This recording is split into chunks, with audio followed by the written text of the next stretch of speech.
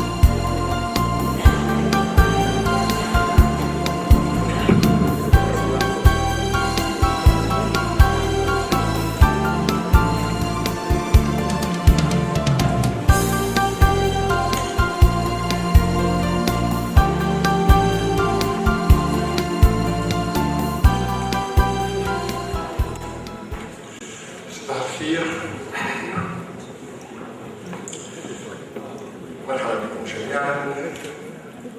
السيد وزير الدفاع الوطني، وهذا عنوان على أن الأمن هنا مستتب ونحن في راحة ولنا نعمل بكل ارتياح.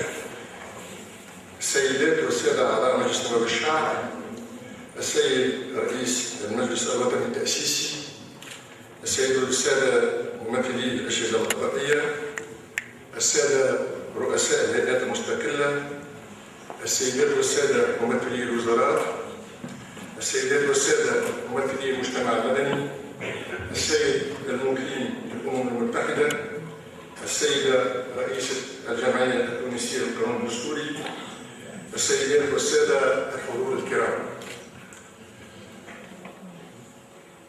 يسعدني في بداية هذه الكلمة أن أتوجه بالشكر لرئيس الحكومة السيد الحبيب السيد الذي شرفنا بوضع هذا الملتقى تحت سامي إشرافه وهيأ له كل الظروف لانعقاده، غير أنه لم يتسنى له الحضور.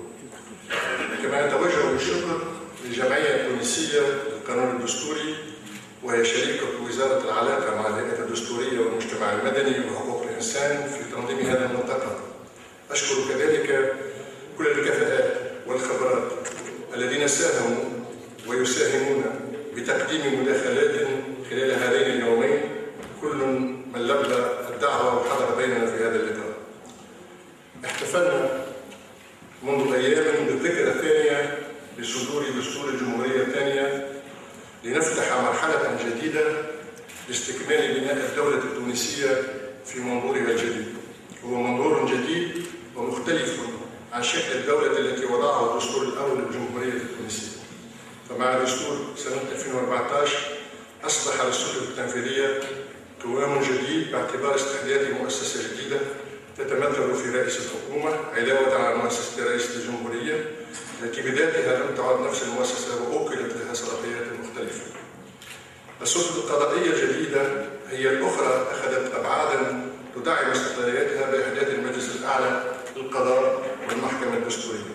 كما عرف المشهد المؤسساتي إحداث صنف جديد من الهياكل، وهي الهيئات الدستورية المستقلة التي تعمل أساسا على دعم الديمقراطية وتم منحها الشخصية القانونية والاستقلالية الإدارية والمالية.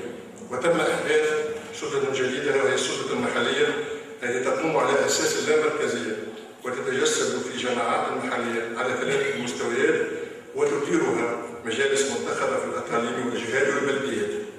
كما أرسل دستور سنة 2014 نظاما سياسيا جديدا مختلفا بين النظام البرلماني والنظام الرئاسي، وهو يختلف جذريا عن النظام الذي ميز الجمهورية الأولى، ويقتضي آليات عمل وميكانيزمات جديدة تساعد على تكريس النظام الجمهوري في بعده التشاركي ويحمي حقوق الإنسان. إذن نحن اليوم إزاء نظام سياسي جديد وأشكال مؤسساتية جديدة، وهو ما يتطلب إصلاحات جوهرية للدولة التونسية على رأسها تركيز الهيئات الدستورية المستقلة وتفعيل اللامركزية علاوة على تركيز المحكمة الدستورية والمجلس الأعلى للقضاء. من دون شك يعتبر تركيز هذه الهياكل واندلاق عملها تحديا كبيرا من الناحيه القانونيه والماديه والبشريه واللوجستيه، وهو ما يقتضي مجهودا كبيرا لدى كل السلطات المتدخله، لكن من الضروري ايضا ان ندرس جميعا مختلف ابعاد العلاقه بين كل السلطات المحدده بالدستور الجديد لسنه 2014.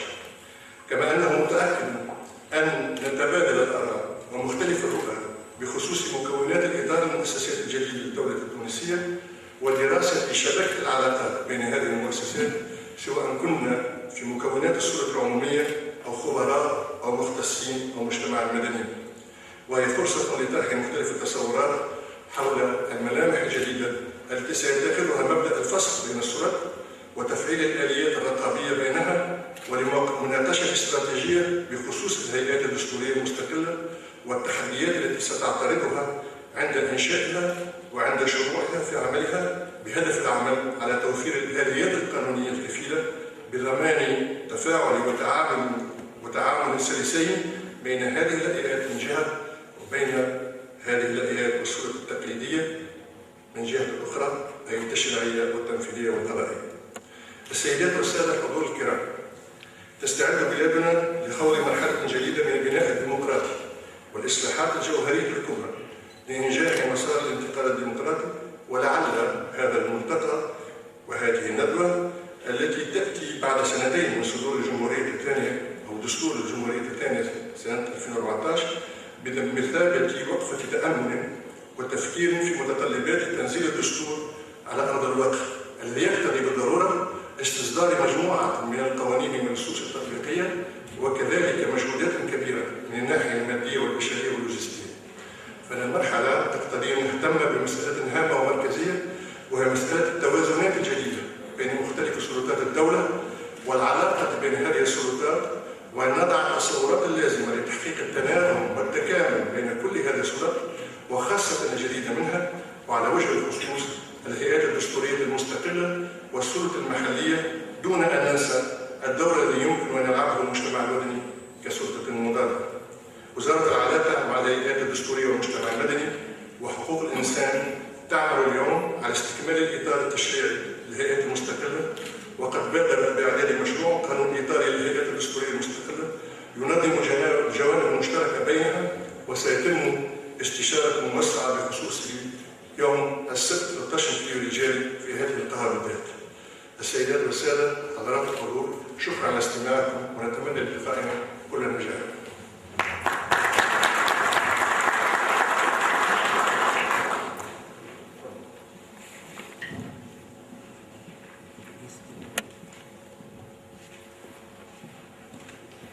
صباح الخير.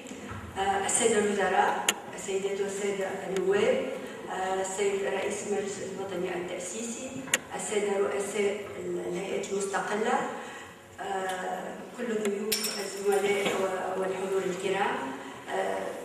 أنا اليوم مدام جابي عمر سيرين عمر، اليوم أنا سعيدة جدا أن نلتقي للحديث مجددا عن الدستور في أيام التي احنا الجمعية التونسية للقانون الدستوري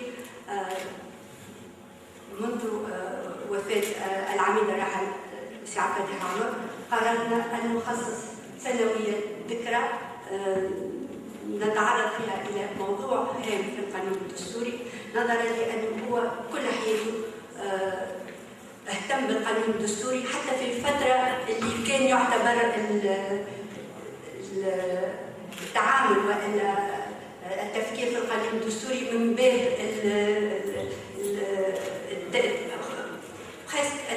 التزين.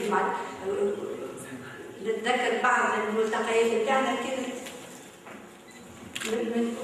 بعد فيها بعض الزملاء وبعض الطلبة، ما فماش حضور كبير.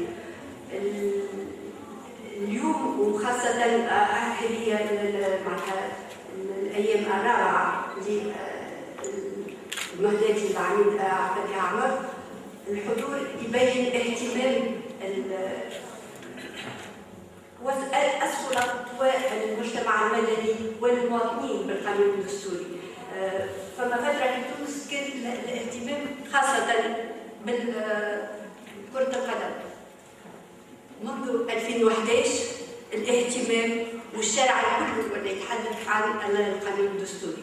ومع السيد الرئيس ذكرنا اللي اول الايام اللي هديناها المرحوم العميدة فتحي حمر هي كانت حول المشروع الاول للدستور في جانفي 2013 في المكتبه الوطنيه، وكان النقاش حاد جدا حول هذا المشروع. الايام الثانيه كذلك اهتمت بالمسار التأسيسي، لأنه لذلك مازال الدستور 2014 الدستور مازال كيف صدر. 2015 عملنا وقفة الدستور بعد سنة 2014 دستور 2014 سنة بعد دخول حيز النفاذ. اليوم موضوعنا يدخل أكثر في العمق لدراسة محتوى هذا الدستور والتفريق بين السلطات اللي المنصوص عليه، وخاصة العلاقة بين السلطات التقليدية والمؤسسات الجديدة التي ينص عليها دستور 2014. كل هذا يبين لي اليوم عندنا مجال بحث ودراسة عميق جدا، ولكن اللي يشجع هو كونه الاهتمام هذا مش فقط من المختصين في القانون الدستوري، ولكن اصبح شأن عام. وان شاء الله دائما الملتقيات اللي احنا ننظموها في الجمعيه بالاشتراك مع كل من يريد العمل في المجال هذا تلقى نفس الحضور ونفس الاهتمام ونفس الحماس. وان شاء الله دائما نتذكروا، وهذا بالنسبه لزملائي واصدقائي والطلبه نتاعنا اللي هما كانوا طلبه كذلك الاستاذ الفقيه فتحي حمر، يذكروه دائما ويذكروا الحماس نتاعو كيف كان يدافع على افكاره واللي هي مش من باب الذاتيه ولكن من باب الدفاع عن الحريات والحقوق. شكرا.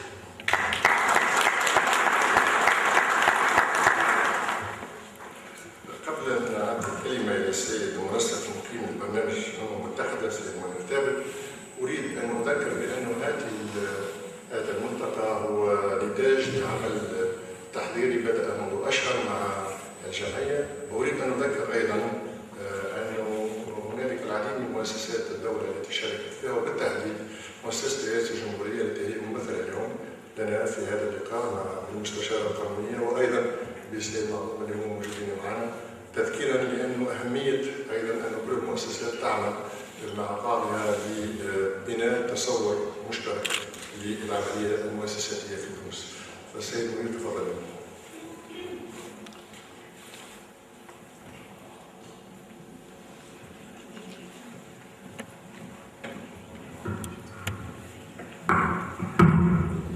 السلام عليكم.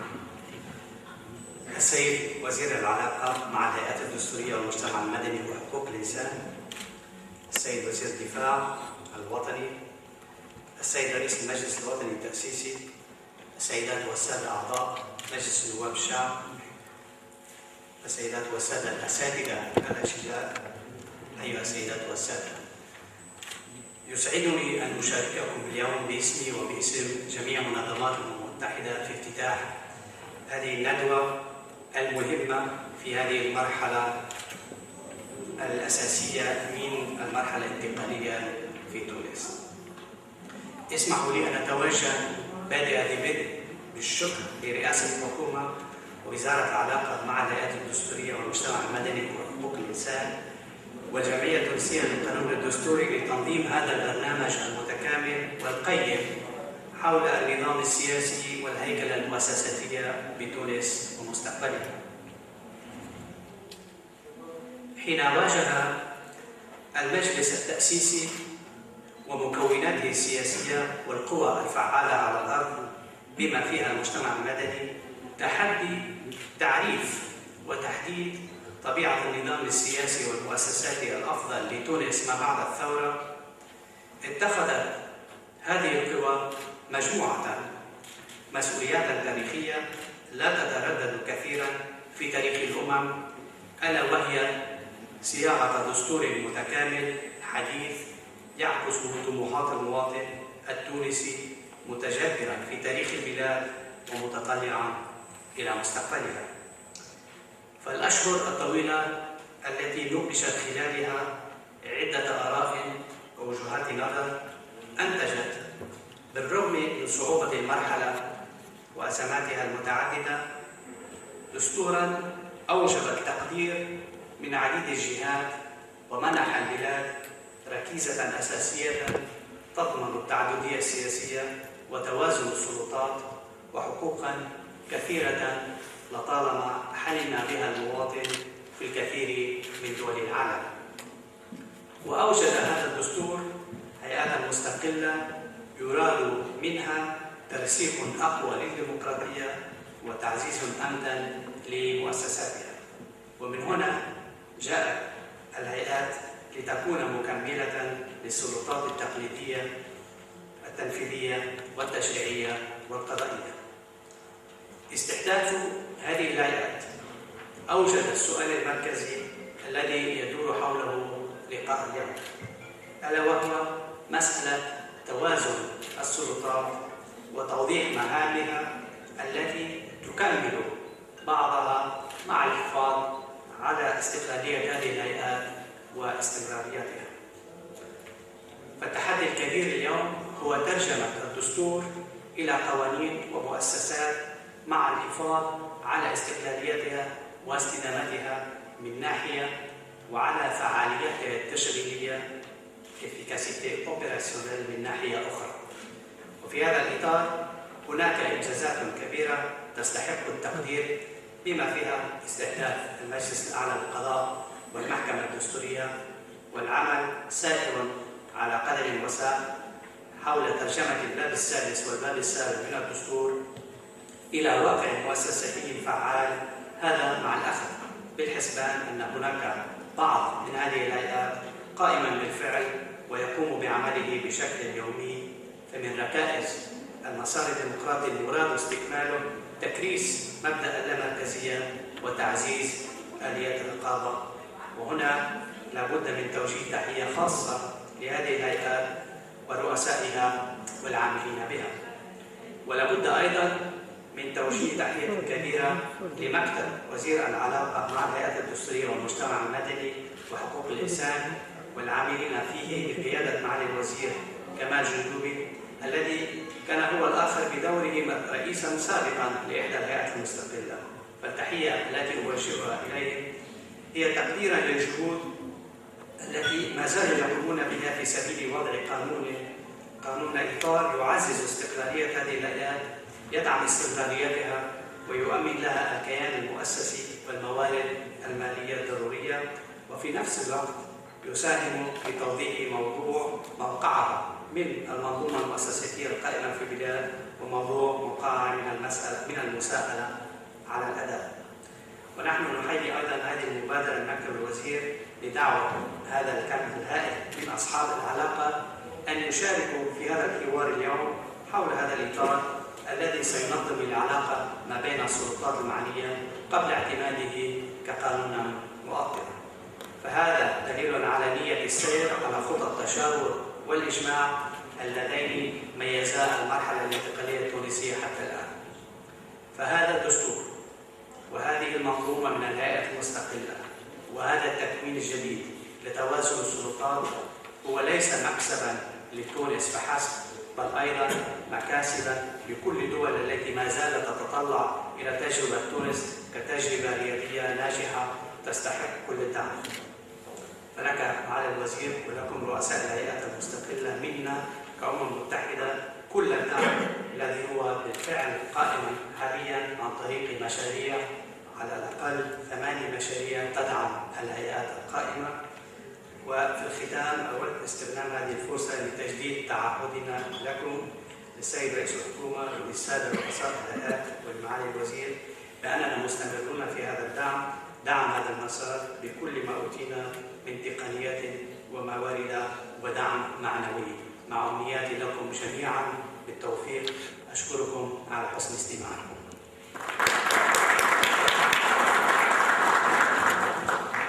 ولكن هو في الحقيقة اليوم موجود بيننا كرئيس رئيس الجمعية التونسية للتعليم المسلم.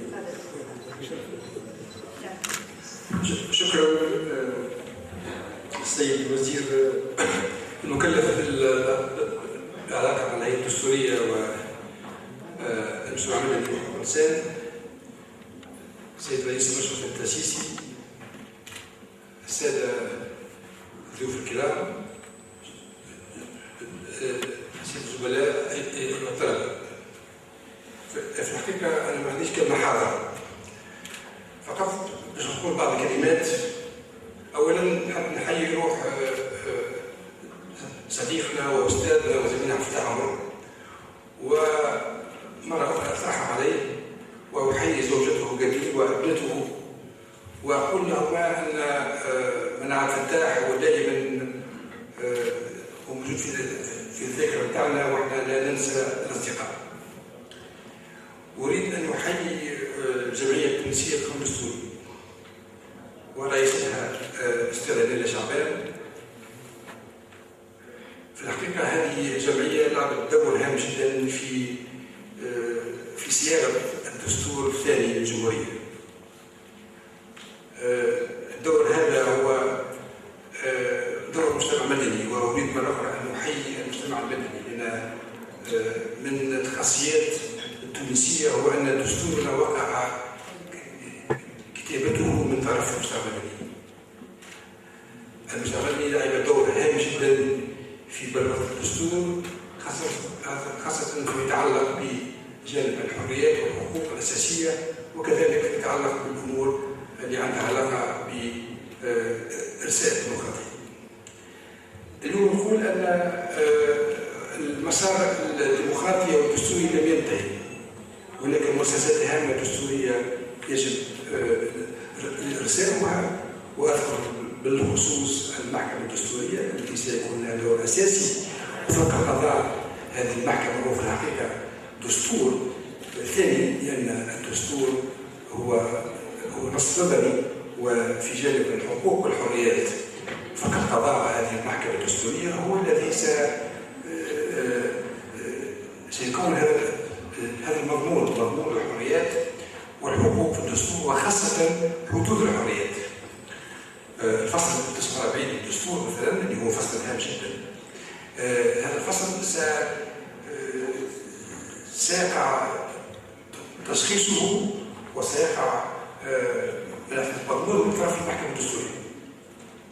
وكذلك الهيئات الدستورية الأخرى المستقلة هي تجربة فريدة في الأنظمة الدستورية التونسية، هي كذلك لها دور هام فيما يتعلق بالنظام الدستوري التونسي. إذا المسار الدستوري لم ينتهي بعد.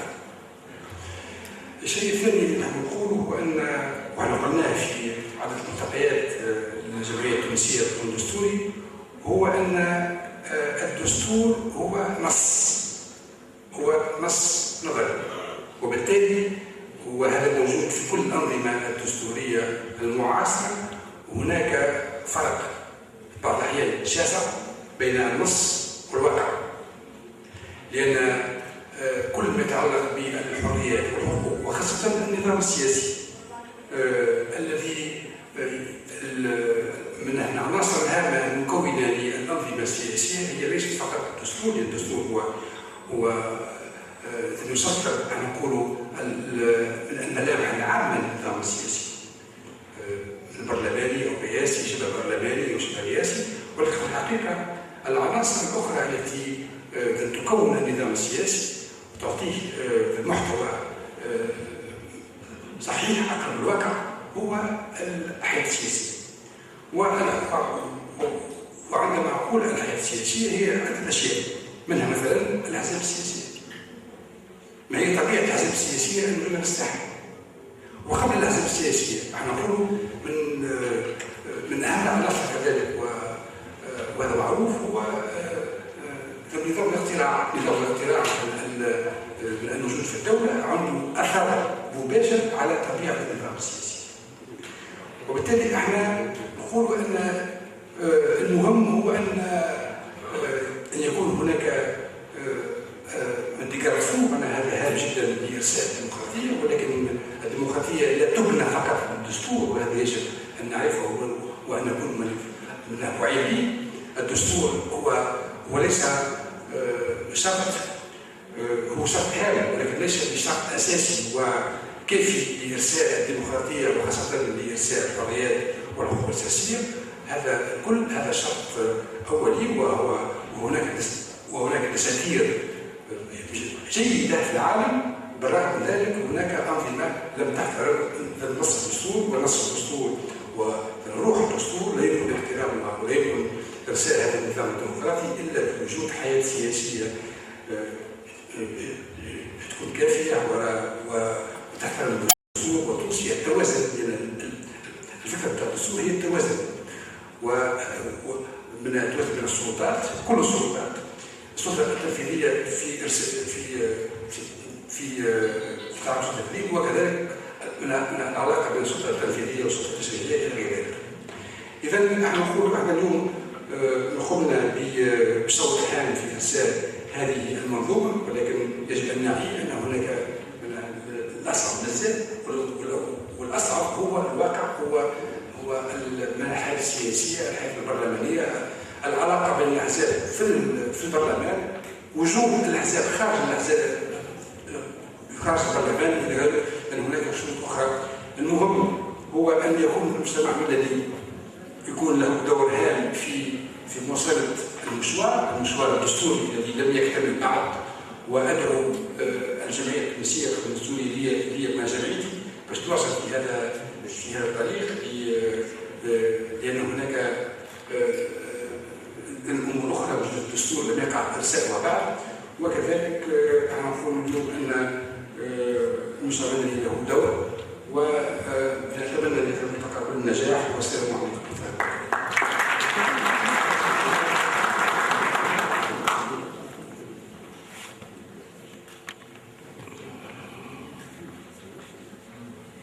شكرا سيد الوزير. والآن نبدأ نشرع في أعمال الملتقى نتاعنا بالاستماع إلى التقرير التمهيدي للأستاذ سليم اليغماني. واسمحوا لي باش نقدموا باللغة الفرنسوية لأنه ماشي داخل اللغة الفرنسوية. Donc c'est avec un grand plaisir que j'invite le professeur Slim Larmeni, professeur à la faculté des sciences juridiques, politiques et sociales de Tunis, d'introduire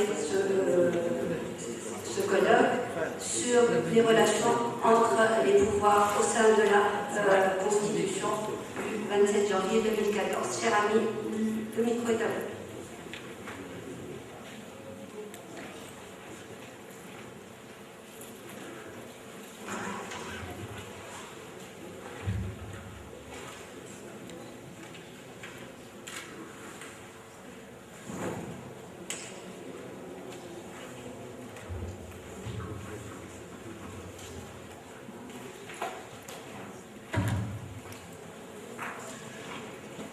سيد رئيس المجلس الوطني التأسيسي، سادة الوزراء، سادة رؤساء الهيئات المستقلة، سيدة المستشارة القانونية لرئيس الجمهورية، سيد المنسق العام المقيم لبرنامج المتحكم المالي، سيدة رئيسة جمعية القانون الدستوري، أيها الزملاء، أيها الطلبة، أيها الضيوف الأعزاء.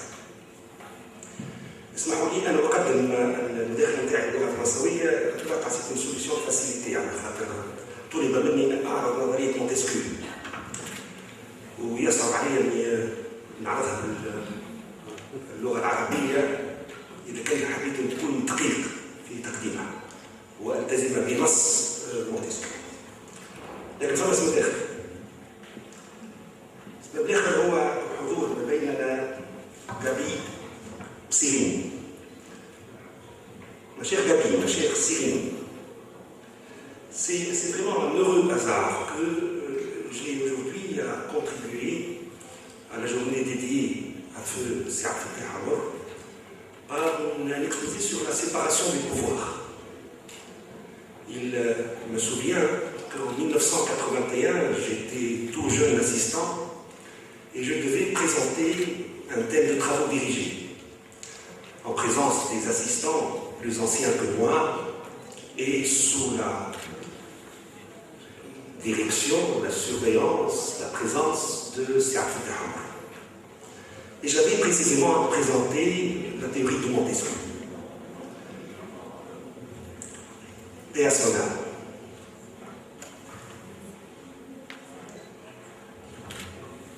On ne trouvera nulle part dans l'esprit des lois l'expression séparation des pouvoirs.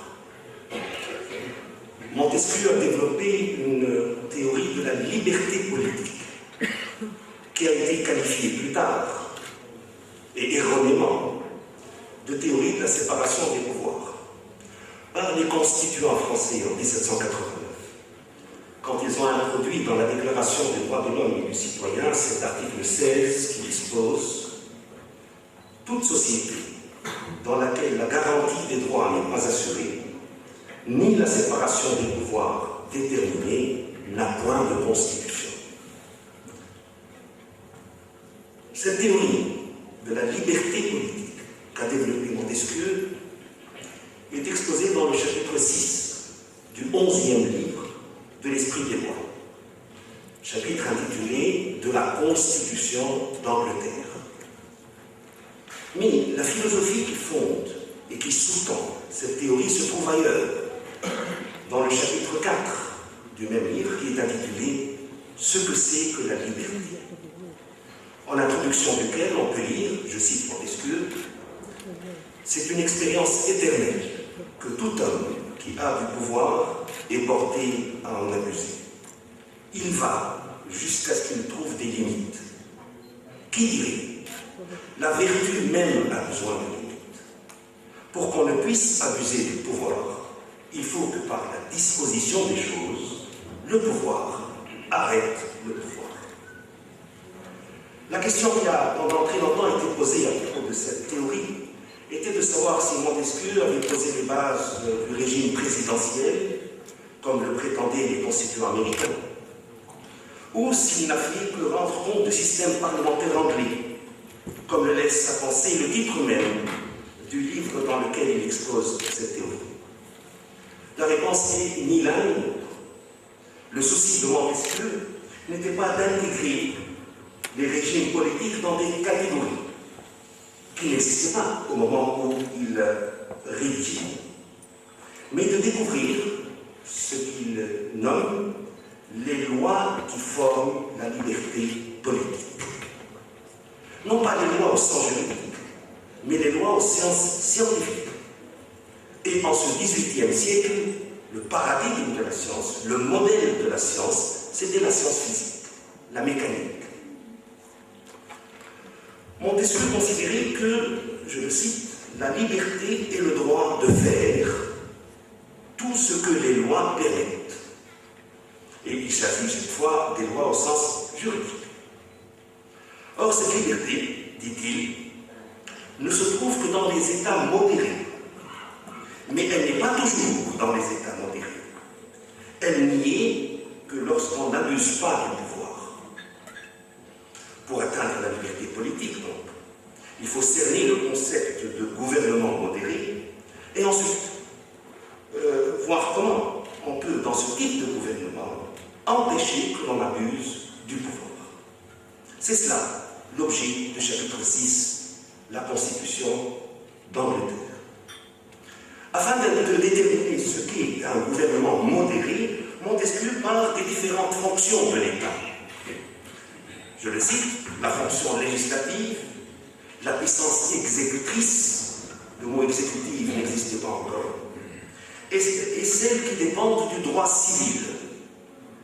Par la première, le prince ou le magistrat fait les lois, pour un temps ou pour toujours, et corrige et abroge celles qui sont faites. Par la seconde, il fait la paix ou la guerre, envoie ou reçoit les ambassades, établit la sûreté, prévient les invasions. Par la troisième, il punit les crimes ou juge les différends des particuliers. On appellera cette dernière puissance de juger et l'autre simplement la puissance exécutrice de l'État. Il constate ensuite, je le cite toujours, lorsque dans la même personne, dans le même corps de magistrature, la puissance législative est réunie à la puissance exécutrice, n'y a point de liberté. Il n'y a point de liberté si la puissance de juger n'est pas séparée de la puissance législative et de l'exécutrice. Il ajoute, tout serait perdu, c'est la situation la plus grave, tout serait perdu si le même homme ou le même corps des principaux ou des nobles ou du peuple exerçait ces trois pouvoirs, celui de faire des lois, celui d'exécuter les résolutions publiques et celui de juger les crimes ou les différends des partis.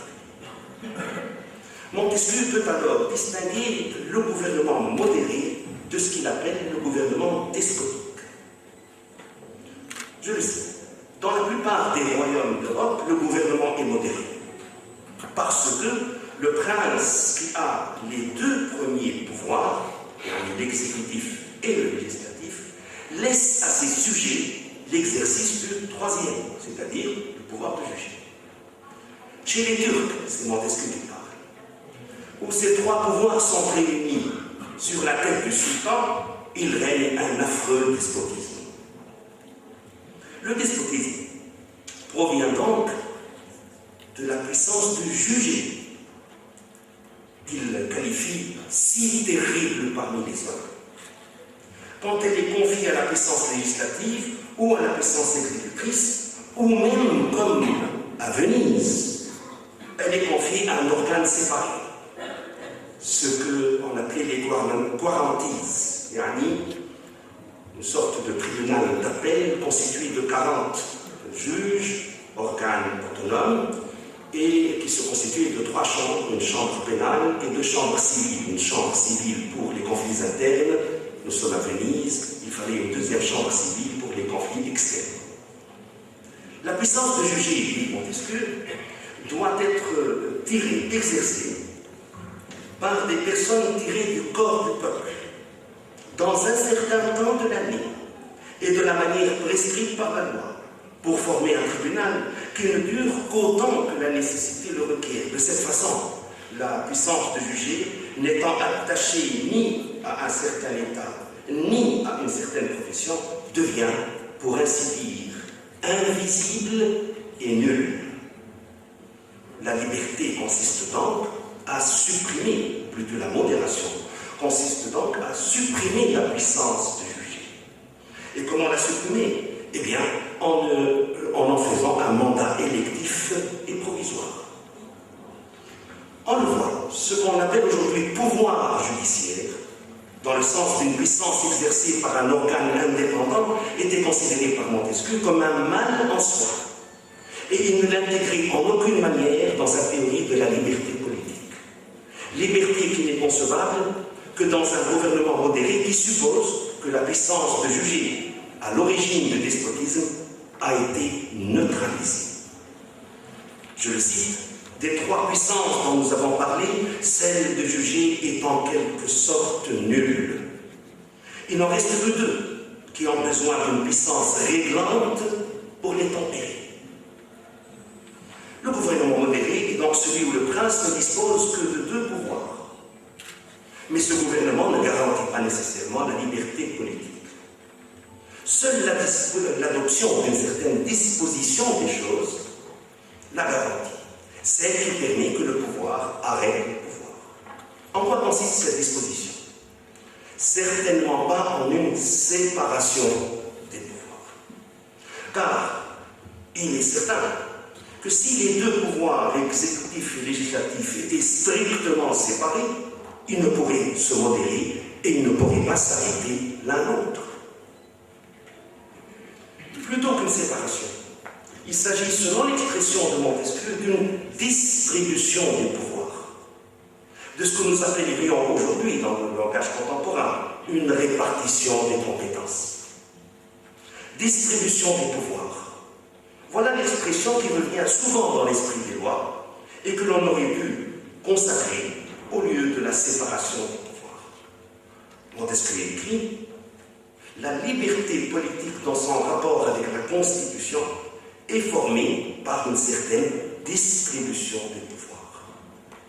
L'idée de Montesquieu est certes de confier 2 fonctions à 3 organes distincts, non pas à 2, un Parlement bicaméral et un monarque, mais sans que cela n'implique une séparation étanche des fonctions.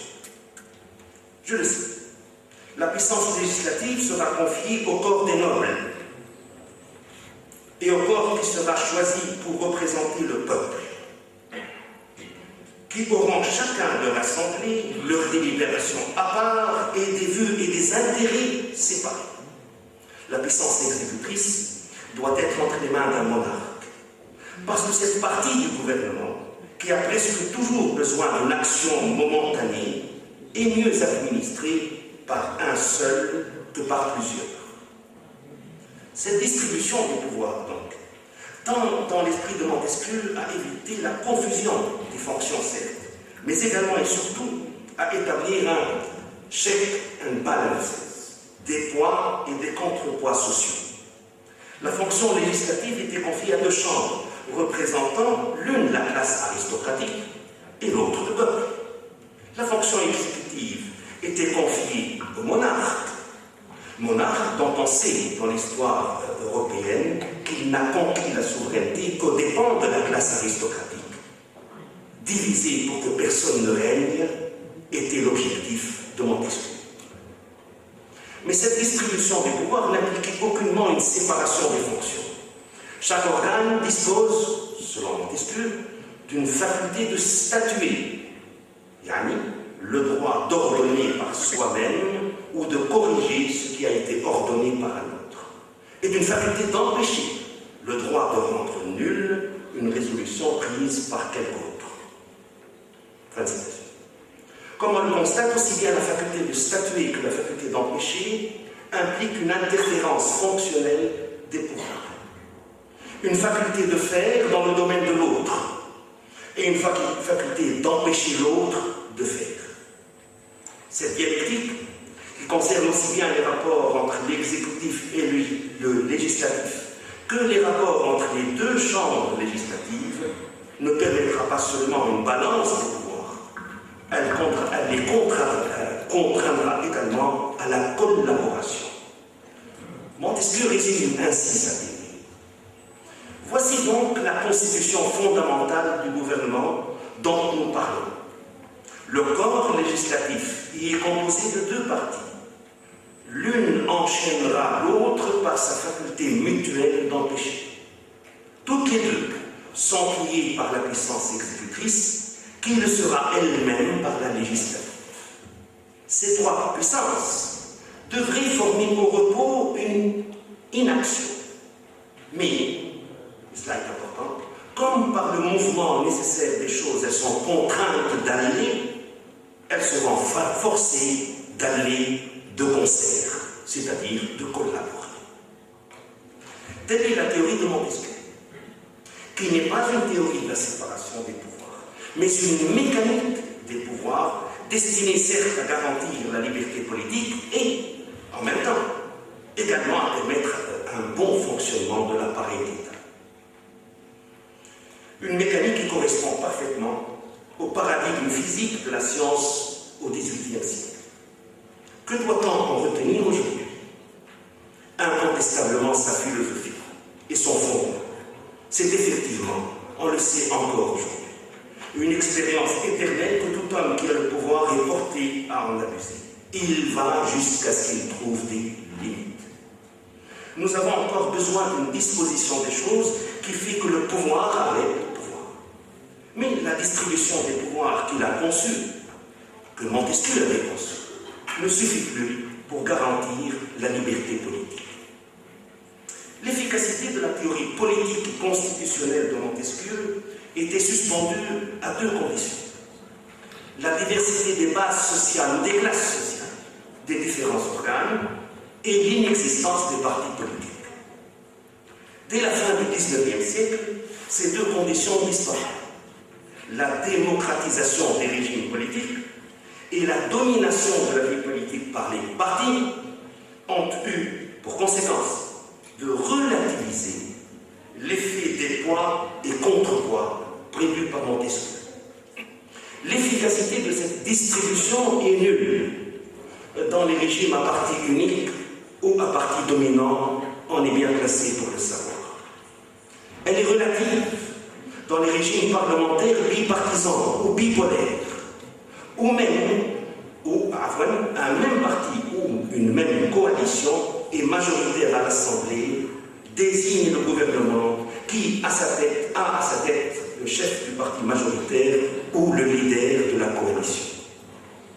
Elle est enfin généralement affaiblie dans tous les régimes par la tendance universelle au renforcement des exécutifs. Cette distribution des pouvoirs conserve toutefois une efficacité certaine dans les régimes où le chef d'État, élu au suffrage universel, n'est pas de la même famille politique que le parti ou la coalition majoritaire au Parlement. Ce qui peut être le cas dans tous les régimes où le chef de l'État est élu au suffrage universel. Aussi bien donc dans les régimes dits présidentiels que dans les régimes semi-présidentiels, à l'instar de la France, ou même dans les régimes d'assemblée modérés par l'élection des chefs de l'État au suffrage universel, ce qui est à mon sens le cas de la Tunisie. Une nouvelle disposition des choses, ou pour être plus précis, une disposition renouvelée des choses est alors nécessaire pour que le pouvoir arrête de pouvoir. C'est à cette disposition contemporaine des choses que nous consacrerons le deuxième temps de ce rapport. Les contre-pouvoirs jouent un rôle important, mais non exclusif, dans cette disposition renouvelée des choses. Au contre-pouvoir, il faut en effet ajouter, et cela est plus intéressant et plus récent, une nouvelle distribution du pouvoir. Nous serons brefs à propos des contre-pouvoirs, les questions qu'ils posent étant notoires, et nous analyserons de plus près la nouvelle distribution des pouvoirs. Et pour l'ensemble, nous allons focaliser sur l'exemple tunisien. Les contre-pouvoirs. Vous l'aurez noté, c'est la première occurrence de ce mot dans cette communication. Il est donc indiqué que je m'en explique. On entend par contre-pouvoir un pouvoir qui s'organise face à une autorité établie afin de restreindre l'exercice du pouvoir et éventuellement de proposer une alternative aux décisions d'une autorité. Le contre-pouvoir peut être une force politique, économique ou sociale ou une institution juridique. La théorie classique de la distribution des pouvoirs, celle de Montesquieu, n'isolait pas les contre-pouvoirs. Tout pouvoir était en même temps un contre-pouvoir. Dans la théorie de Montesquieu, le même organe est pouvoir par sa faculté de statuer et contre-pouvoir par sa faculté d'empêcher. Ce n'est qu'au XXe siècle que se consolident les contre-pouvoirs juridiques, c'est-à-dire ceux qui sont institués ou permis par le droit et dont la fonction est de contrôler le pouvoir et ou de le limiter, mais pas de l'exercer. Nous pouvons placer les contre-pouvoirs contemporains en deux catégories. Ceux dont la fonction est un contrôle démocratique du pouvoir et ceux auxquels est confié le contrôle juridictionnel du pouvoir. Le contrôle démocratique du pouvoir s'effectue à partir des institutions politiques ou du dehors d'elles. Le contrôle politique interne du pouvoir est le fait de l'opposition parlementaire en tant qu'institution constitutionnelle. Nous avons constaté en Tunisie l'efficacité de ce contre-pouvoir, bien que l'opposition ne soit que faiblement représentée à l'Assemblée des représentants du peuple, notamment à l'occasion de l'adoption de la loi relative à la Cour constitutionnelle et de la loi de finances pour l'année 2016. Mais cette efficacité n'est pas autonome. Elle est en grande partie due au relais que lui assurent les contre-pouvoirs externes. Le contrôle externe du pouvoir est le fait de la société civile, ou, pour être plus précis, des organes de la société civile. Les organes de la société civile qui concourent au contrôle du pouvoir sont connus. Il s'agit des partis politiques comme acteurs de la société civile et non pas comme exerçant le pouvoir.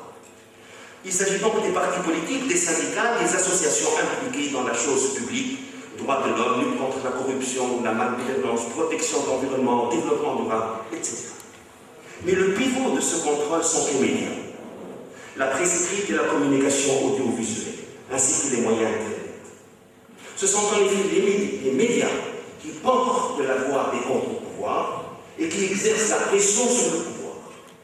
Donc, plutôt qu'un quatrième pouvoir, les médias constituent un contre-pouvoir à l'État et plus généralement à l'ensemble des acteurs sociaux. Il va de soi que le contrôle démocratique du pouvoir suppose un fondement constitutionnel. Et ce, aussi bien en ce qui concerne le statut de l'opposition et la reconnaissance de droits en sa faveur, qu'en ce qui concerne la garantie constitutionnelle des libertés publiques, liberté d'expression, de réunion, de manifestation, et la liberté de constitution des partis, des associations et des syndicats. En d'autres termes, le contrôle démocratique du pouvoir suppose paradoxalement, mais le paradoxe n'est qu'apparent, que le pouvoir soit lui-même démocratique. Le contrôle juridictionnel du pouvoir est principalement le fait de la justice administrative, financière et constitutionnelle, dont la mission spécifique est de contrôler les actes juridiques des pouvoirs législatifs et exécutifs. Mais ce contrôle relève également de la justice judiciaire, dans la mesure où, en vertu des articles 49 et 102 de notre Constitution, elle concourt à la garantie du respect des libertés individuelles et à leur protection contre toute violation. On peut s'étonner de ce que je qualifie la justice de contre-pouvoir, alors que la Constitution l'érige en pouvoir. Il est certain qu'en vertu du droit de la qualification constitutionnelle, la justice est un pouvoir. Mais mon propos ici n'est pas juridique, il est méta-juridique. Ce n'est pas le discours du droit, mais un discours à propos du droit. Et à ce niveau, il est légitime de poser la question de savoir si la justice est un pouvoir. À mon sens, la justice est une puissance, pas un pouvoir. La justice est une puissance puisqu'elle est capable d'arrêter le pouvoir. Mais cette puissance est négative, parce qu'elle n'est pas un exercice du pouvoir, parce qu'elle ne doit pas être un exercice du pouvoir. Dans la mesure dont la mission de juge est d'arrêter le pouvoir et non de l'exercer, la justice est un contre-pouvoir. Certains députés ont d'ailleurs récemment reproché à tort, à mon sens, à l'instance provisoire de contrôle de la constitutionnalité des lois de vouloir s'ériger en pouvoir. Voilà maintenant la nouvelle distribution des pouvoirs. Nous l'avons dit, l'expression distribution des pouvoirs utilisée par Montesquieu correspond à ce que nous appelons aujourd'hui la répartition des compétences de l'État, dans l'État. Nous ne traiterons pas ici de la nouvelle répartition des compétences entre l'exécutif et le législatif, ou entre les deux têtes de l'exécutif. Bessem, Montes et Salsabil le feront mieux que moi. Nous focaliserons sur l'innovation la plus remarquable de la Constitution du 27 janvier 2016, les deux nouveaux acteurs qu'elle a institués, le pouvoir local et les instances constitutionnelles indépendantes. Ils appellent un traitement séparé. Le pouvoir local. Ici aussi, je m'interrogerai. Le pouvoir local est-il un pouvoir? L'article 131 qui ouvre le chapitre 7 de la Constitution dispose, je le cite, « Le pouvoir local est fondé sur la décentralisation ». N'y a-t-il pas dans cet article une contradiction dans les termes? Un pouvoir peut-il être fondé sur la décentralisation? Peut-on parler de pouvoir quand un organe est soumis à la surveillance de l'administration centrale, à l'autorité de tutelle? Par ailleurs, que signifie le principe de libre administration auquel se réfère l'article 132 de la Constitution? Ce principe ne correspond à aucune catégorie du droit positif tunisien. Mais il évoque l'idée d'indépendance. Libre administration est un concept qui a été utilisé pour parodier le droit des peuples à disposer d'eux-mêmes. On parlait également de libre administration, de libre disposition. En vérité, Nous ne pourrons répondre à ces questions, à la question de savoir si le pouvoir local est réellement un pouvoir, que quand nous saurons l'étendue de la tutelle exercée sur les émanations du pouvoir local et l'étendue de l'autonomie administrative et financière de ces mêmes émanations. Mais à cet égard, le doyen Bakouche et son équipe en savent certainement plus que moi. Je ne me hasarderai donc pas sur ce terrain. Je relèverai toutefois que les dispositions de l'étrange chapitre 7, un chapitre sursaturé de concepts, un chapitre qu'il faudrait lire après le doctorat. التدوير صلاحية ذاتية، صلاحية مشتركة، صلاحية منقولة، مبدأ التفريع، ملائمة الصلاحية المسندة، مبدأ التضامن، آلية التسوية والتعديل، مبدأ التكافؤ، قواعد الحوكمة الرشيدة، آليات الديمقراطية التشاركية، مبادئ الحوكمة المفتوحة، علاقات الشراكة والتعاون اللامركزي، autant de concepts dont on ignore, dont le commun des mortels ignore la signification et qui sont pourtant les clés de ce chapitre. Chapitre sursaturé de concepts, et ce qui a attiré mon attention, c'est que certains sont largement inspirés par le droit de l'Union européenne. Et notamment, quand il s'agit de la répartition des compétences entre l'Union européenne et les États membres. Dans les deux cas, il est question de compétences partagées et de compétences transférées. La question qui reste posée est de savoir à quoi correspondent la troisième catégorie de compétences, les compétences que l'article 134 qualifie de compétences propres. Salahiyat, ziyadi. Est-ce que ce sont des compétences exclusives? Sont-elles exclues de l'autorité de tutelle? L'inspiration européenne est évidente, mais elle n'a pas été reprise intégralement. L'inspiration européenne est également évidente en ce qui concerne la référence au principe de subsidiarité. J'ai mis longtemps à faire le rapport entre tafriya et subsidiarité. Oui, on a repris le principe de subsidiarité, mais avec une erreur.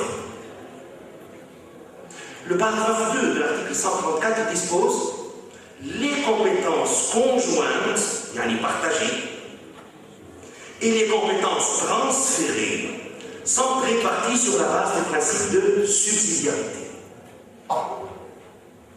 Le principe de subsidiarité ne joue que quand les compétences sont partagées. Le principe de subsidiarité n'est pas un principe de répartition des compétences. C'est un principe de répartition de l'exercice des compétences. Il ne joue que quand la compétence est partagée. L'idée est la suivante. Quand la compétence est partagée, eh bien, son exercice va être confié à celui de l'État ou du pouvoir local qui est le mieux à même de réaliser les objectifs de l'action envisagée.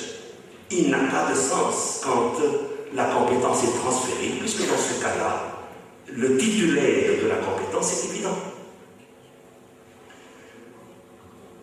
La Constitution tunisienne a enfin prévu un chapitre 7 intitulé « Les instances constitutionnelles indépendantes ». Elles sont au nombre de 5. L'instance des élections, l'instance de la communication audiovisuelle, l'instance des droits de l'homme, l'instance du développement durable et des droits des générations futures, et l'instance de la bonne gouvernance et de la lutte contre la corruption. Elle a consacré un article 25 commun à ces instances, qui dispose qu'elles, je cite, œuvrent au renforcement de la démocratie et toutes les institutions de l'État se doivent de leur faciliter le travail. Elles sont dotées de la personnalité juridique et de l'autonomie financière et administrative. Elles sont élues par l'Assemblée des représentants du peuple, à laquelle elles présentent le rapport annuel et devant laquelle, donc, elles sont responsables. Leur élection se fait à une majorité renforcée. Cet article énonce les buts, les principes et les commun à ces instances et renvoie à la loi la détermination de leur composition, de leur organisation, ainsi que des modalités de leur contrôle. Elles sont donc unies au-delà de leur diversité. La Constitution a ainsi créé une nouvelle catégorie d'organismes publics.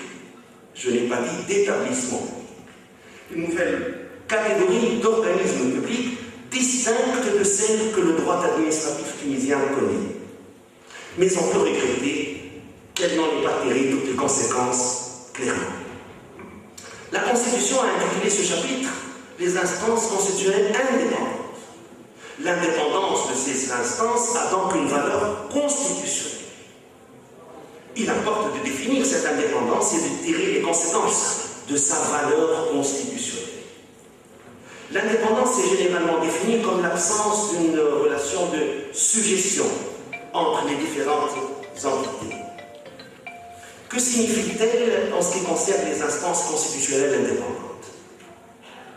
Salou Hamouni, Kbel, Moussa et Abdeljawed Harazi m'expliqueront si j'empiète un peu sur l'objet de leur communication. Il est clair qu'étant des organes de l'État, les instances constitutionnelles ne sont pas indépendantes par rapport à celui-ci. Elles sont soumises à la Constitution qui les a créées, aussi bien au chapitre 6 qu'aux règles générales posées par la Constitution, notamment dans son préambule, dans ses 2 premiers chapitres, ainsi qu'au chapitre 5 qui est relatif au pouvoir juridictionnel. Les instances constitutionnelles indépendantes sont notamment soumises aux principes de transparence et de bonne gouvernance. Il est clair également que du fait même de la lettre de l'article 125, elles sont soumises au pouvoir législatif, à l'Assemblée des représentants du peuple qui les élit, à laquelle elles présentent le rapport annuel et devant laquelle elles sont redevables. Sans y être soumises au sens politique du terme, les instances constitutionnelles indépendantes ne sont pas non plus indépendantes du pouvoir judiciaire, dont la mission est de garantir l'instauration de la justice, la suprématie de la Constitution, la souveraineté de la loi et la protection des droits et libertés. Les instances constitutionnelles indépendantes, dans la mesure où elles fonctionnent grâce aux deniers de l'État, sont notamment soumises au contrôle de la Cour des comptes avec ses différentes instances. Il convient de rappeler qu'en vertu de l'article 117 de la Constitution, la Cour des comptes contrôle la bonne gestion des deniers publics conformément au principe de la légalité, de l'efficacité et de la transparence. Elle statue en matière de compte des comptables publics, elle évalue les méthodes comptables, sanctionne les fautes y afférentes. Elle aide les pouvoirs législatifs et exécutifs à contrôler l'exécution des lois de finances et de la clôture du budget. L'indépendance des instances constitutionnelles ne s'affirme donc ni par rapport au pouvoir législatif, ni par rapport au pouvoir juridictionnel. Elle ne peut donc avoir de sens que par rapport au pouvoir exécutif. Il convient ici de distinguer entre la fonction exécutive et le pouvoir exécutif ou l'organe exécutif. La fonction exécutive est plus large que le pouvoir exécutif, tel que défini par le chapitre 4 de la Constitution, le président de la République et le gouvernement. La fonction exécutive est en effet également assurée dans la Constitution tunisienne par le pouvoir local, nous l'avons vu, et les instances constitutionnelles indépendantes.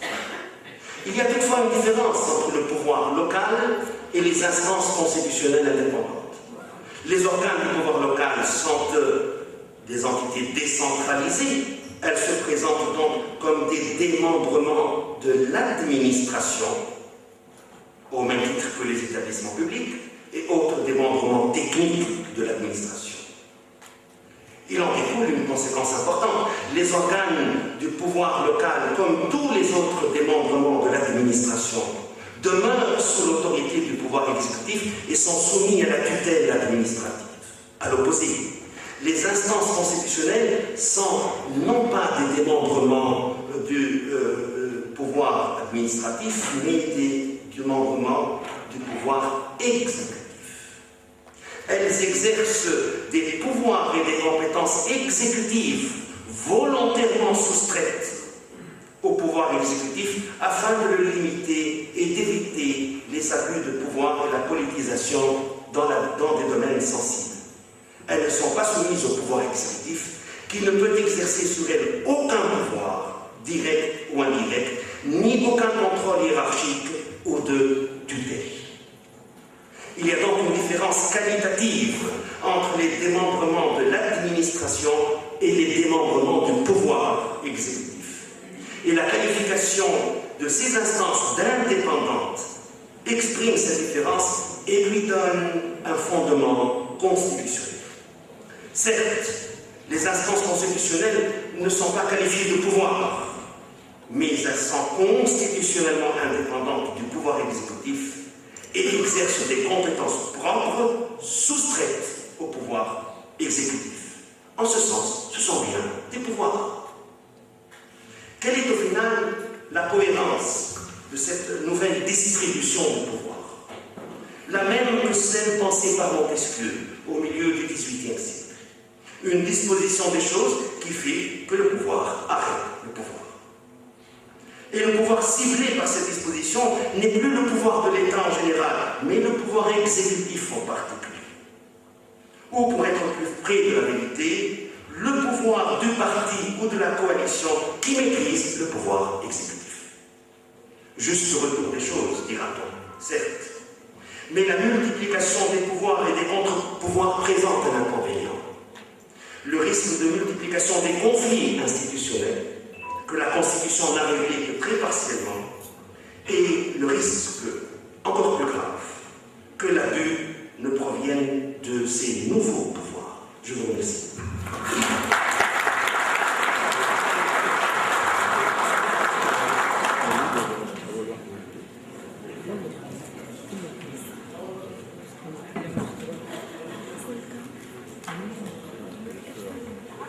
Merci beaucoup, cher ami. Voilà, le temps est donné. Montesquieu et la Constitution d'aujourd'hui, le cadre est posé, et nous allons commencer notre première séance. Et j'appellerai les intervenants de la première séance consacrée à la séparation horizontale, et nous allons permettre aussi, par la même occasion, à Sibal de nous quitter, parce qu'il a d'autres occupations, bien sûr, on peut l'imaginer. Et je vous remercie pour votre attention. Alors, j'appelle Mounel Debay, Kemel Ayari, Hassan non, pardon, Martez Grakri, Bassem Kanel et Sassili Mahmoud.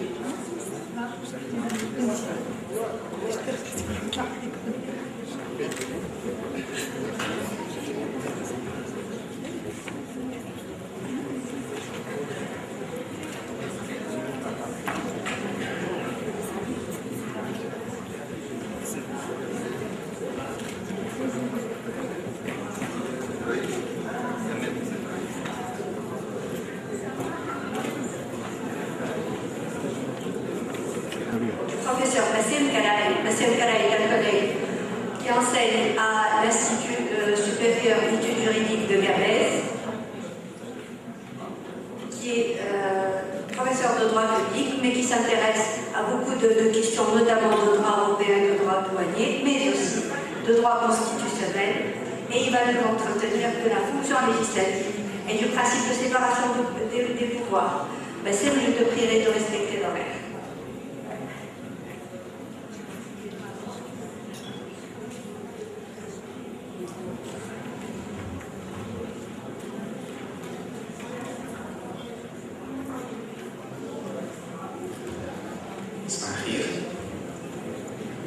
Excusez-moi également de présenter mon rapport et mon exposé en langue française. Je voudrais rechercher dans tous les gouvernements modérés que nous connaissons quelle est la distribution des trois pouvoirs et calculer par là le degré de liberté dont chacun d'eux peut jouir. Mais il ne faut pas toujours tellement épuiser un sujet qu'on ne laisse rien à faire aux lecteurs. Il ne s'agit pas de faire lire, mais de faire penser. À partir de ce paragraphe extrait du 20e livre et dernier chapitre du livre 11 de l'ouvrage dont le professeur Lermeigne nous a exposé, de l'esprit de loi, se profile la problématique de la quête dans le réel.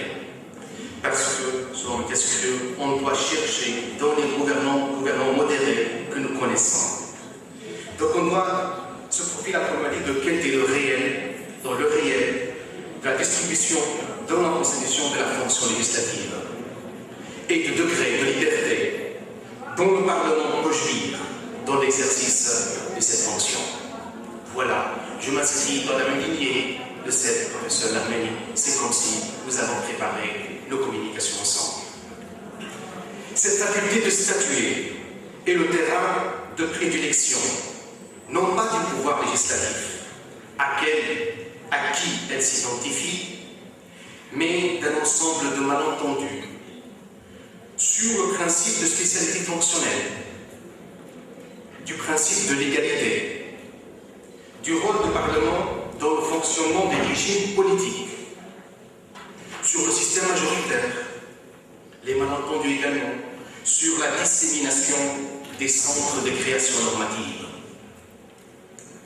De plus, si aucun des trois pouvoirs n'est à la fois attributaire de l'intégralité, n'est réellement spécialisé, n'est totalement maître d'une fonction, la perte du pouvoir législatif, de l'emprise sur sa fonction naturelle, affecte en profondeur l'équilibre institutionnel supposé par les rédacteurs de préambule de la Constitution de 2014. Inversement, le Parlement participe à cette mécanique de discrédit, volontairement ou involontairement, soit en manquant à l'exigence de légiférer, soit en votant des lois lacunaires, imprécises ou d'une faible densité normative, ou encore de voter des lois jetables ou insuffisamment accessibles ou intelligibles.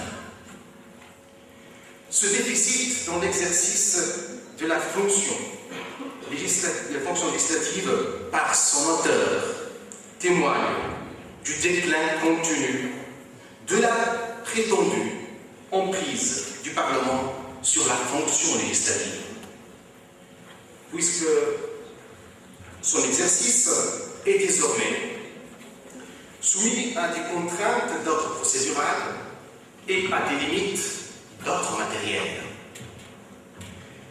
Les transformations politiques et économiques de la société moderne ont conduit à une relecture de la conception de distribution du pouvoir. Ainsi, l'évolution du principe de responsabilité gouvernementale s'accommodait mal avec l'idée selon laquelle le gouvernement assume la responsabilité d'exécution d'une loi qu'il n'a pas lui-même décidé d'introduire. L'affermissement des partis politiques et sa conséquence majeure, à savoir la fusion entre le législatif et l'exécutif, entraîne qu'il revient à la majorité parlementaire d'endosser les choix de l'exécutif. Par ailleurs, la complexité croissante de la législation moderne, suite au bouleversement économique et technologique, ont révélé l'impuissance des parlements à confectionner des lois. C'est le pouvoir exécutif qui détient un potentiel d'ingénierie juridique et une emprise sur le réel et ses commodités. L'ensemble de ces facteurs d'ordre théorique ainsi que pratique s'entremêlent avec un héritage constitutionnel tunisien marqué par le démantèlement des pouvoirs de Parlement de sa fonction naturelle, de fabriquer des lois, et ce, par une série de techniques conduisant à une délégalisation à outrance qui sapait les fondements élémentaires de la distribution du pouvoir au sein d'un gouvernement modéré. La fonction législative n'est plus conçue comme une affaire interinstitutionnelle ou interpouvoir, mais elle est de plus en plus partagée, voire décentralisée et disséminée. Ainsi, le constat est fait de ce décalage entre fonction législative et pouvoir. Ce décalage se traduit à deux niveaux. D'une part, par la maîtrise de l'exécutif, de la fonction législative au niveau de l'initiative, et deuxièmement, par la récupération symbolique du pouvoir législatif par le législatif lui-même au niveau du domaine. Commençons par la première idée, une fonction législative maîtrisée par l'exécutif au niveau de l'impulsion. Proposer la loi, c'est régler. Cette formule du ministre de la Justice, sous la restauration de Serre, de 1818 à 1820, et comme les ministres de Justice marquent le passage, traduit les enjeux du pouvoir dans l'exercice des droits d'initiative. L'évolution de la distribution du pouvoir a conduit non seulement à un partage du droit d'initiative entre l'exécutif et le législatif, mais à la reconnaissance d'une clause de priorité au profit de l'exécutif. C'est ainsi, les articles 62 et 63 de la Constitution ont d'une part verrouillé les initiatives parlementaires qui prennent la forme de propositions de loi et ont distribué entre les deux chefs de l'exécutif la fonction d'impulser la fonction législative.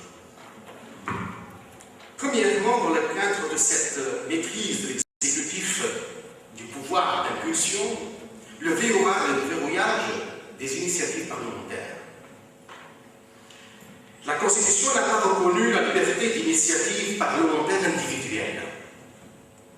Elle a par contre adopté un système de collectivisation forcée en exigeant un certain quorum pour que les députés présentent une proposition de loi.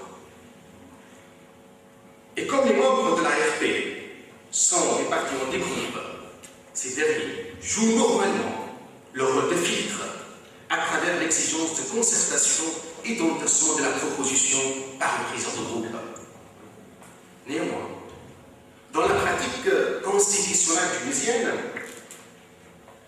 10 députés n'appartenant pas à un même groupe et dont la plupart appartient à la coalition gouvernementale, ont présenté une proposition de loi le 2 juin 2015 organisant la Cour constitutionnelle, alors que le gouvernement a déjà chargé un groupe d'experts pour l'élaboration du projet gouvernemental. La dite proposition, émanant de 10 députés, était soumise à la commission, qui fut par la suite saisie d'un projet gouvernemental déposé le 7 juillet 2015. Voilà une situation de blocage qui n'a été en fait débloquée que par le désistement des députés et la commission s'est penchée sur le projet gouvernemental. Outre le quorum, l'article 63 prévoit un autre repas consistant dans la clause de recevabilité financière des propositions de loi. Selon l'article 63, les dispositions des lois et les propositions d'amendement ne sont pas recevables si leur approbation porterait atteinte aux équilibres financiers de l'État. Mais qui va apprécier si la proposition affecte ou non l'équilibre financier de l'État? L'article 135 du règlement intérieur de l'Assemblée nous dit que c'est la tâche du bureau du Parlement. Deuxièmement, face à ce verrouillage des droits d'initiative, la Constitution a distribué ou a partagé le droit de soumettre des projets de loi au sein de l'exécutif. Ce partage entre le chef de l'État et le chef du gouvernement n'est pas égalitaire, compte tenu de la nature même de la distribution du pouvoir au sein de l'exécutif.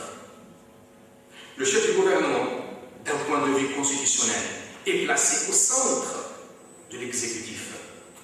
Ainsi, il se réserve le droit de proposer des projets de loi, d'approbation des conventions et des lois de finances, tant qu'il s'agit d'une zone de non-concurrence ou d'exclusivité au chef du gouvernement. Mais au-delà de ces deux domaines, l'article 62 laisse entendre que le chef de l'État et le chef du gouvernement sont en compétition.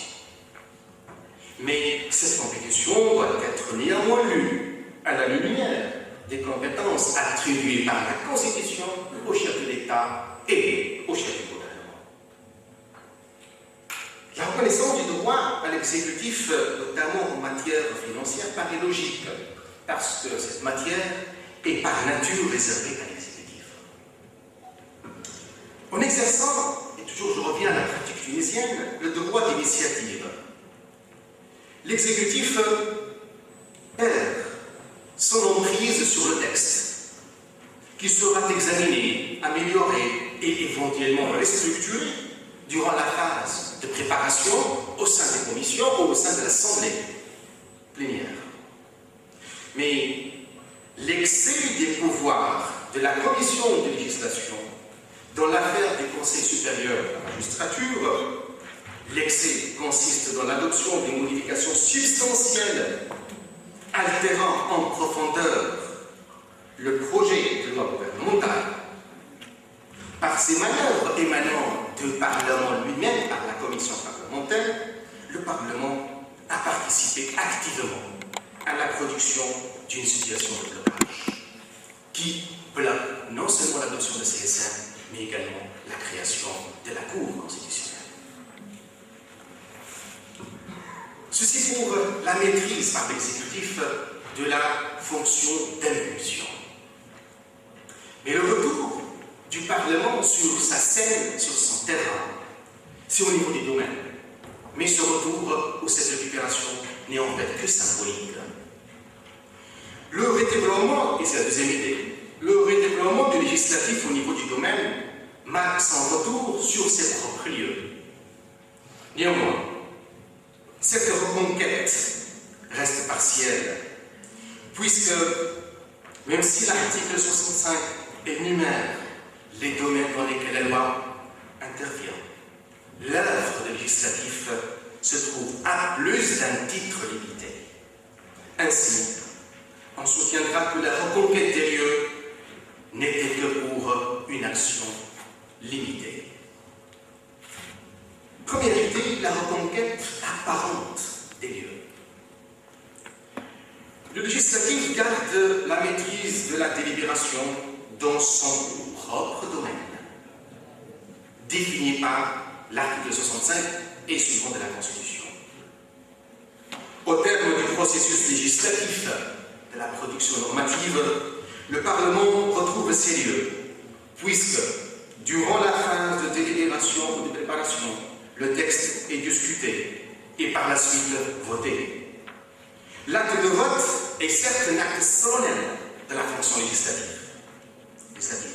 Mais ce vote porte sur un texte conçu et élaboré par l'exécutif dans le domaine du législatif.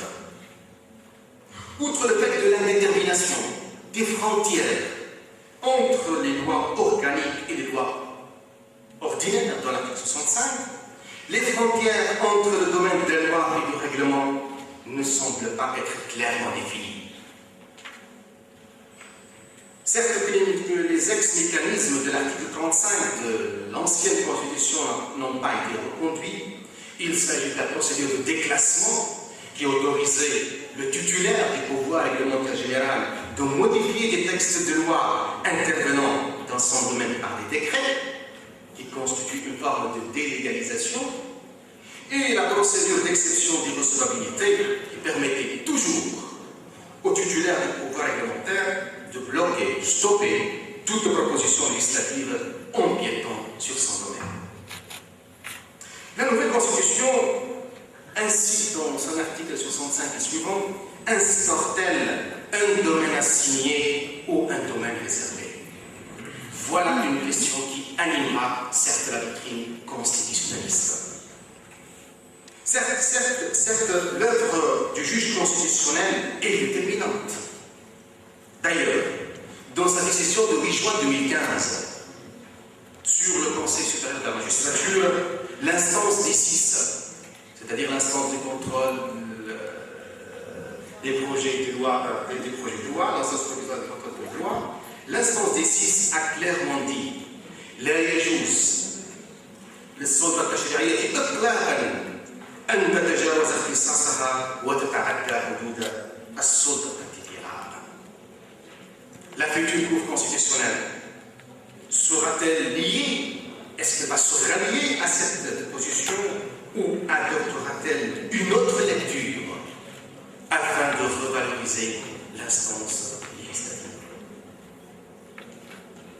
Deuxièmement, après cette reconquête apparente des lieux, l'œuvre limitée du législatif dans son propre domaine. Dans sa fonction législative, le Parlement ne peut pas tout faire. Sa liberté d'agir sur les libertés et les droits constitutionnels sans cantonner. Le fameux article 49 lui dresse un régime contraignant, l'obligeant de procéder à un double test de nécessité et de proportionnalité dans la limitation apportée aux droits et libertés. Parce qu'il ne peut pas tout faire, l'article 70, paragraphe 2, lui permet de procéder à une délégation législative au chef du gouvernement qui édicte des décrets-lois qui restent, selon le tribunal administratif, des actes administratifs jusqu'à leur ratification. Les décrets-lois constituent donc des actes d'incursion, tout comme les mesures d'exception prises en application de l'article 81 des modalités d'incursion dans le domaine législatif. Parce qu'il ne peut pas tout faire, le juge constitutionnel exerce son pouvoir de censure des dispositions inconstitutionnelles ou votées d'une manière inconstitutionnelle, comme c'était le cas dans l'affaire du CSM. Ce même juge constitutionnel se place comme une deuxième chambre en participant à la fonction législative à travers ses réserves d'interprétation. Par celle-ci, il intervient et agit directement sur la substance normative de la loi pour la mettre en harmonie avec la Constitution. Néanmoins, l'éviction du contrôle de constitutionnalité des lois par le Parlement lui-même a conduit à promulguer des lois inconstitutionnelles.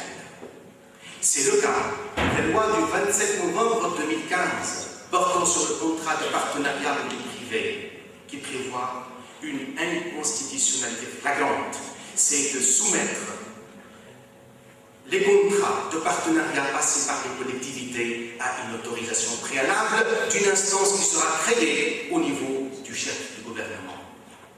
Donc l'éviction du contrôle de constitutionnalité par les députés lui-même et par le pouvoir exécutif a fait qu'aujourd'hui une loi complètement inconstitutionnelle dans son article 7, 19 et 21.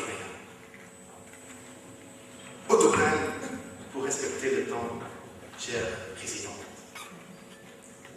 l'équilibre des pouvoirs n'est pas à rechercher dans la fonction législative, qui subit les armes d'intervention massive de l'exécutif. Cette fonction s'apparente à une fonction juridiquement modifiée dans un principe qui peine à couvrir une réalité constitutionnelle et politique mouvante et insaisissable. Je vous remercie de votre attention.